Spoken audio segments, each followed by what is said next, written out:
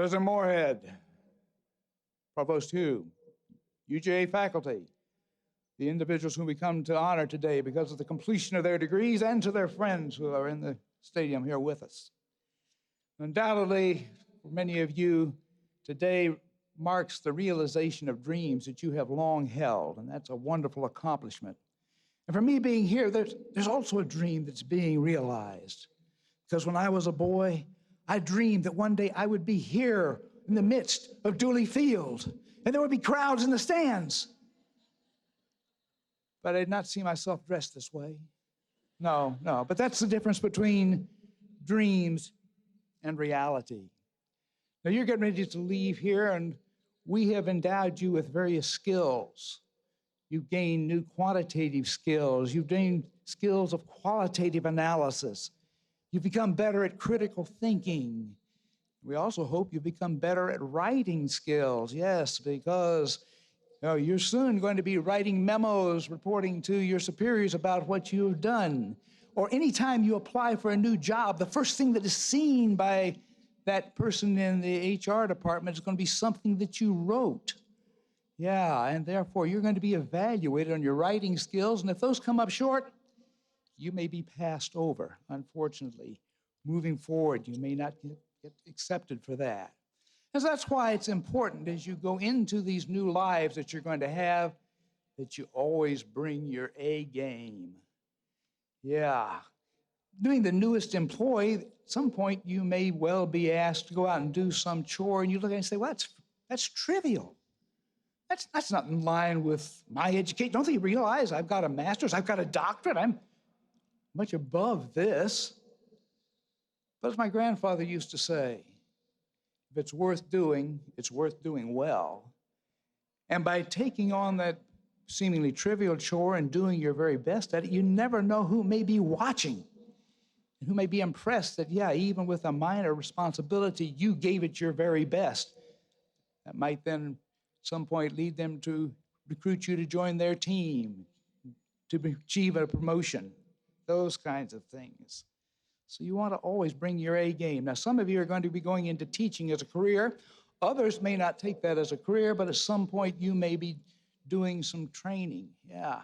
And certainly if you're ever in front of a group and trying to provide education, you want to be sure you have brought your A game, because you never know when some of those people who are in that audience are going to be particularly receptive on that day.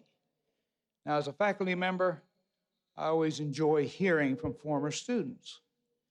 And the memos, the notes, the emails that I get really stick with me, come from individuals who I remember, but I never thought I reached them. They were sitting on the back row, ball cap pulled down, not participating in what we were doing.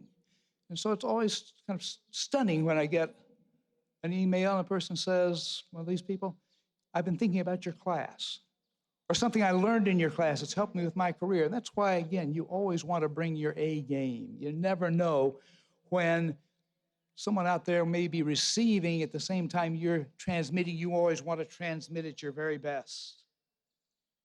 You always want to do the right thing. C.S. Lewis says, do the right thing even when no one is watching. That's the definition, he says, of integrity. Mark Twain says much the same thing, although being Mark Twain, he says it with a little bit of humor. He says, do the right thing. It will gratify some people and astonish the rest.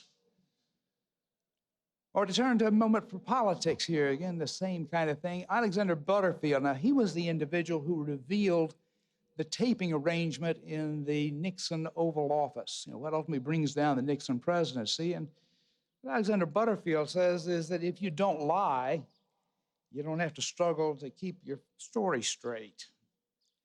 Now, here I'm a political scientist. I'm not going to give you a lecture on political science. Relax. Yeah, and I'm not even going to talk about politics, which is what I usually talk about when I'm in front of a crowd, about what's happening in Georgia, the nation, the last election. I'd love to do that, but you'd be throwing things at me, so we won't do that. But I do want to say at least something. This is not entirely self-serving, about the importance of political science. When I teach the Introduction to American Government class, I tell those students, I say, other than what you major in, this Introduction to Political Science, Introduction to American Government, arguably is the most important class you're going to take in your entire university career. Why is that? Well, because you're going to spend literally decades living in this political system. So it is important that you understand how the system operates, why it makes the decisions it does, and how you might go about trying to influence it and change it. And that's what I would hope that you would do. Certainly at a minimum, yes, vote, but I hope maybe you'll do more than that you'll become involved in your community, perhaps as a volunteer, perhaps working on campaigns. A few of you will run for office. God bless you. Yes, that's a wonderful thing. Whenever I see one of my former students is running for office, I send them a small check. Democrat, Republican, doesn't matter, doesn't matter. Because you can help make our politics better. Bob Dole, who was the Senate Majority Leader, and then in 1996, the Republican presidential nominee, has some advice that I wish many of our political leaders heard today. He says, the other political party is the opposition. It is not the enemy.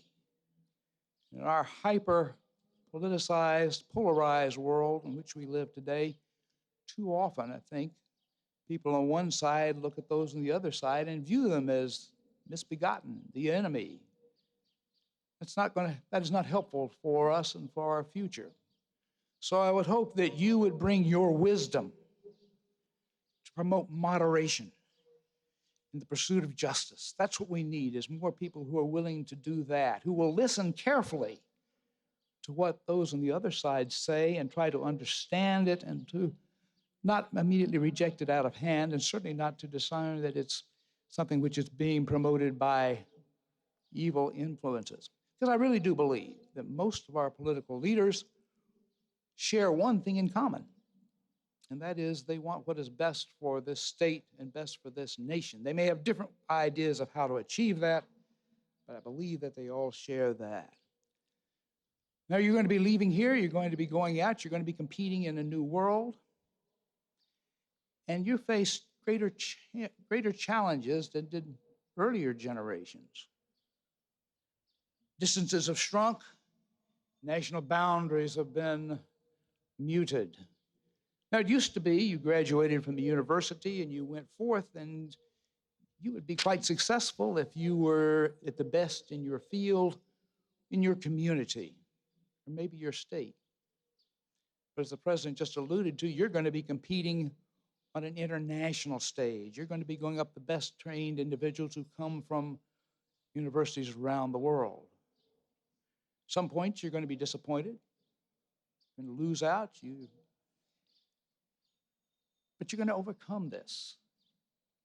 Because when you came here, you brought with you already a set of values.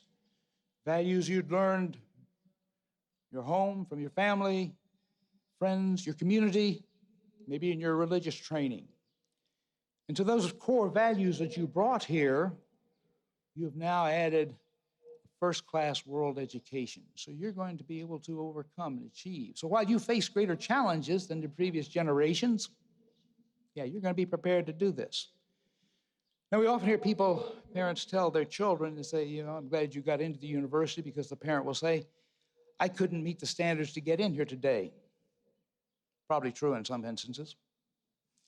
Now, I know we cannot, as faculty members, tell parents how their children are doing, but every class I teach, I have one or more offspring of people I've taught in the past. I don't know if federal law precludes me from telling the student how their parent did in my class. Yeah, I don't do that, but I sometimes think about that, okay, all right, Yeah, so I have every confidence that you're going to succeed, because I've been here, as the president mentioned, many years. I've seen lots of people come through here, and many of them did not come here with the kind of preparation, kind of background that you have brought with you. And quite frankly, at some points in the past, perhaps we did not do as good a job as preparing graduates to go out and compete.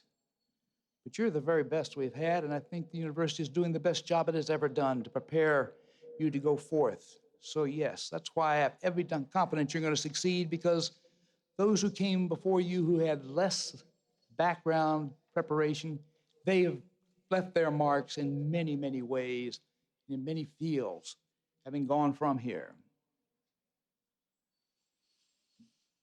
So you're about to leave us here. Hope when you do, you will come back and be with us. But as you prepare to leave this beautiful city and this historic campus, place that has etched memories into your soul, keep us in mind. Get back in touch with your favorite professors when you sip the sweet wine of achievement, because they would like to celebrate with you your new accomplishments. Because you're going to reach heights that we, the faculty, have not climbed. You're going to learn lessons that we have not taught. You're going to see vistas that we have not imagined. Godspeed as you go forth and take the knowledge you have acquired and the skills you have honed to build a better and fairer tomorrow. Go Dogs!